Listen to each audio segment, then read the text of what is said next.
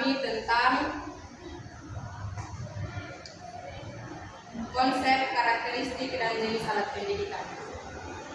Yang pertama, konsep dan pengertian alat pendidikan. Membahas mengenai alat pendidikan, maka akan terbayang suatu hal yang berhubungan dengan alat berupa material seperti sarana dan prasarana. Namun pada kegiatan pendidikan, alat pendidikan tidak hanya terbatas pada bentuk material, tetapi juga non-material, seperti halnya perbuatan atau tindakan yang berhubungan dengan proses transformasi. Proses transformasi merupakan bagian dari proses pendidikan, yaitu suatu usaha yang sengaja dilakukan untuk mempengaruhi terdidik agar sampai pada tujuan pendidikan yang diharapkan.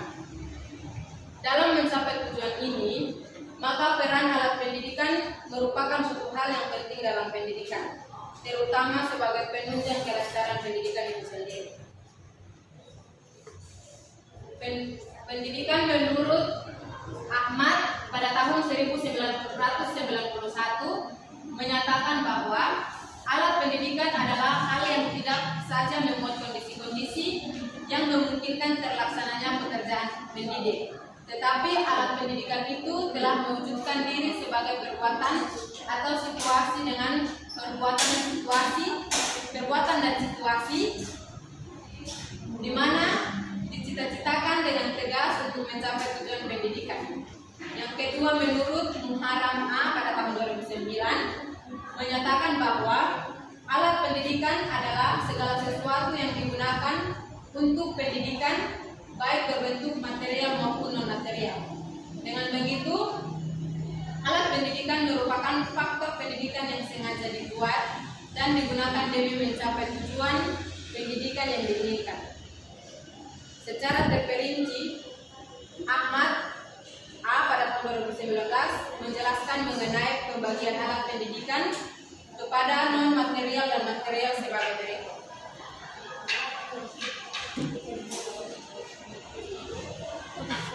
Pertama, alat pendidikan non-material.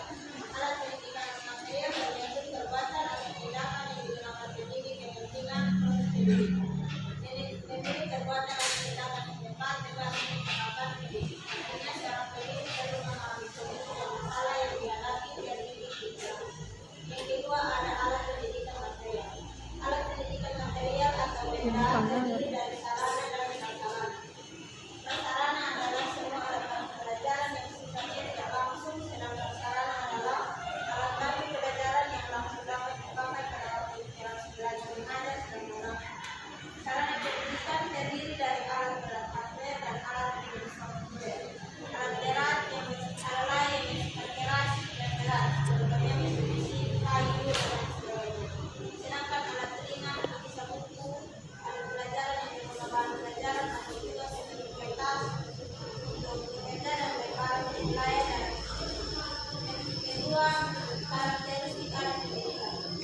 Karakteristik alat pendidikan merupakan pada dapat dikatakan sebagai persyaratan atau berbagai kondisi budaya alat pendidikan, baik yang itu alat pendidikan material maupun alat pendidikan material yang digunakan dalam kegiatan pendidikan. Karakteristik alat pendidikan non material. Alat pendidikan berbentuk non material berujung pada bagaimana sebaiknya menerapkan perbuatan atau tindakan pendidik terhadap peserta didik. Alat pendidikan non material harus memenuhi karakteristik tertentu untuk mencapai tujuan pendidikan.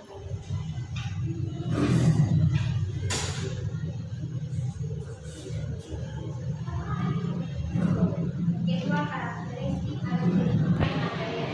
Material secara umum menempatkan pentingnya alat pendidikan berbentuk material, maka beberapa karakteristik yang perlu dipahami dan dijadikan pertimbangan pendidikan dalam menjalankan kegiatan pendidikan seperti yang pertama, alat pendidikan hendaknya terbuat dari bahan yang kuat agar tahan lama dengan memperhatikan keadaan setempat.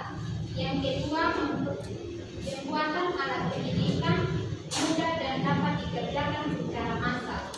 Yang ketiga, biaya alat pendidikan relatif murah. Yang keempat, alat pendidikan hendaknya enak dan nyaman bila ditempati atau dipakai sehingga tidak mengganggu keamanan pemakaiannya.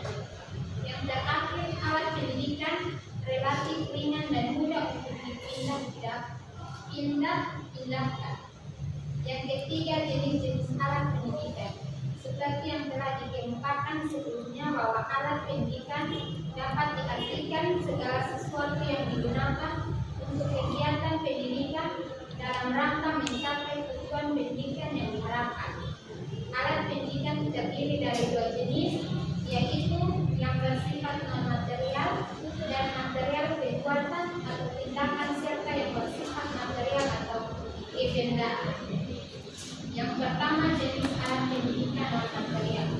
Alat pendidikan yang bersifat non-material yaitu alat-alat pendidikan yang tidak bersifat kebendaan, melainkan segala macam keadaan atau kondisi, tindakan, dan perbuatan yang diadakan atau dilakukan dengan sengaja sebagai proses transformasi serta sarana dan dalam melaksanakan pendidikan terdiri dari yang pertama pembiasaan, kedua suruhan, tiga larangan, empat menganjurkan, yang kelima mengajak, yang keenam memberi contoh, yang ketujuh memuji, yang kedelapan mendukung. Yang kedua, jenis alat pendidikan material. Alat pendidikan yang bersifat material yaitu alat-alat pengajaran yang berupa benda-benda yang nyata. Pada persekolahan, jenis alat pendidikan menjadi beberapa jenis, yaitu lahan atau tanah, bangunan atau gedung, perabot atau perlengkapan.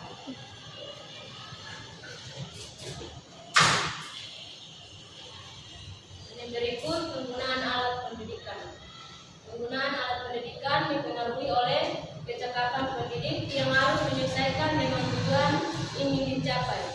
Di dalam memilih alat pendidikan yang akan digunakan itu ada 4 hal. Dengan hal yang pertama, tujuan apakah yang ingin dicapai dengan alat itu.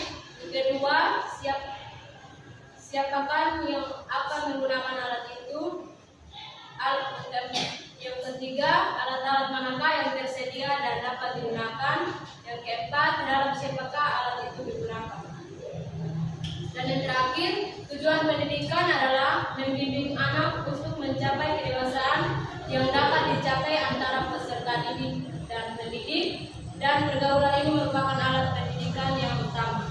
Jadi, dapat ditegaskan bahwa alat pendidikan yang utama untuk mencapai tujuan pendidikan adalah pergaulan. Dalam pergaulan, setiap anak berhak untuk memperoleh petunjuk atau contoh sebagaimana yang diperoleh dalam situasi pendidikan formal.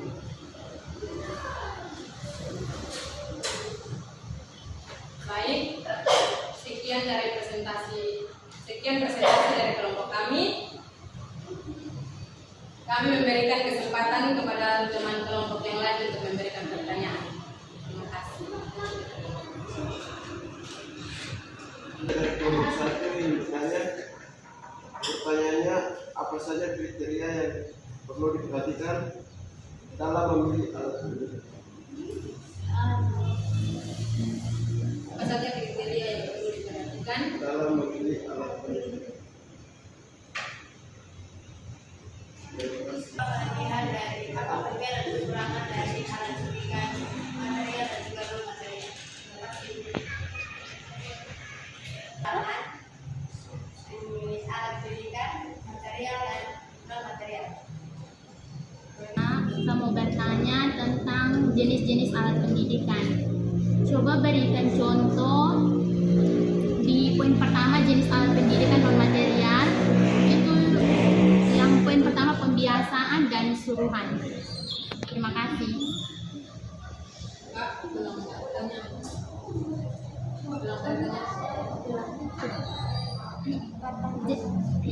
Di poin A, jenis alat pendidikan non material. Nah, di situ kan ada 8. Yang mau saya tanyakan 2, poin pertama dan kedua, pembiasaan dan suruhan. Dapat contoh.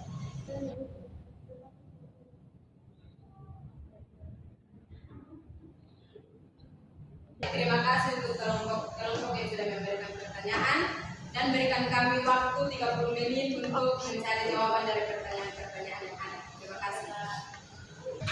Baik, saya menjawab dari pertanyaan dari saudara Isno. Apa saja kriteria yang perlu diperhatikan dalam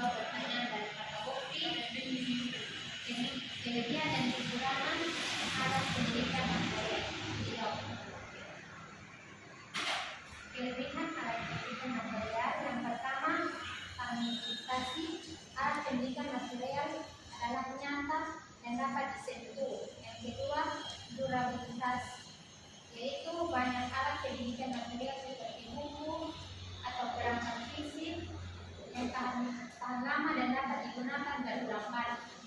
Yang ketiga, kemudahan akses, yaitu alat pendidikan material biasanya mudah diakses dan diakses di lingkungan pendidikan tanpa ketergantungan pada teknologi atau sumber daya digital. Yang keempat, lingkungan multisensori, yaitu mereka memungkinkan penggunaan berbagai penglihatan, pendengaran, dan untuk memahami materi dan meningkatkan pemahaman. Kalau kekurangan alat pendidikan material, yang pertama biaya pembuatan, yaitu pembuatan, distribusi, dan pemeliharaan alat pendidikan material dapat mahal. Yang kedua, keterbatasan ruang. Yang ketiga, ketidakfleksibelan, yaitu alat pendidikan material sulit untuk diperbarui atau diperbaiki jika ada kesalahan atau berubah.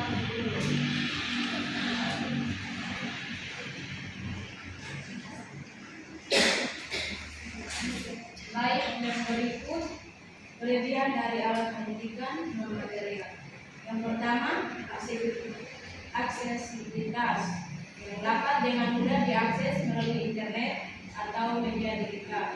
Yang kedua, fleksibilitas, yang dapat diakses kapan saja dan di mana saja. Kemungkinan pembelajaran jarak jauh. Yang ketiga, biaya efektif, yang banyak sumber pendidikan non materi gratis atau biaya rendah. Yang keempat, beragam konten yang dapat diakses kapan saja dan di mana saja. Kemungkinan pembelajaran jarak jauh. Yang ketiga, biaya efektif, yang banyak sumber pendidikan non materi gratis atau biaya rendah. Yang keempat, beragam konten yang berbagai sumber belajar seperti video dan simulasi tersedia. Dan yang terakhir, kekurangan. Kekurangan yang pertama, keterbatasan interaktivitas. Ada beberapa materi non materi mungkin kurang interaktif sehingga siswa tidak dapat berinteraksi secara langsung. Dan yang kedua, variabel kualitas. Konten online dapat bervariasi dalam kualitas yang membuat perlu berhati-hati dalam memilih sumber. Dan yang ketiga, potensi gangguan, yang dapat terjadi gangguan dari media sosial atau perangkat elektronik lainnya selama pembelajaran online.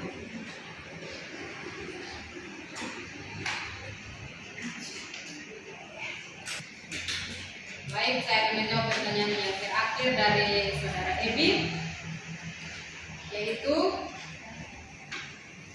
contoh dari jenis alat pendidikan non material pembiasaan dan suruhan.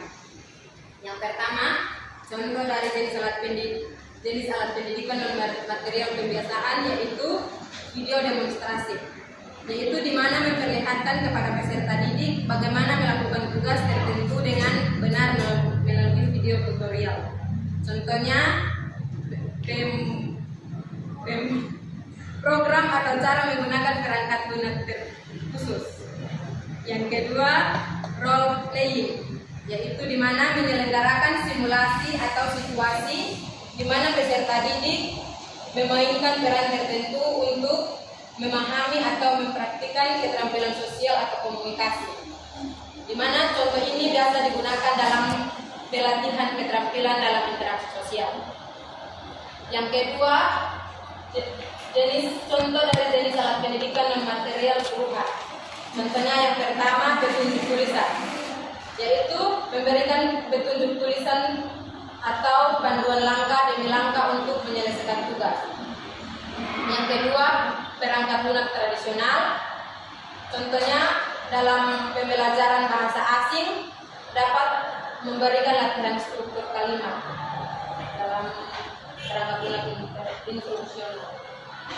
Yang ketiga, tugas proyek, yaitu menugaskan peserta didik untuk mengeksekusi tugas yang spesifik seperti membuat presentasi, penelitian atau proyek seni yang berdasarkan instruksi yang diberikan oleh instruktur asal. Dan yang keempat atau yang terakhir adalah latihan matematika, di mana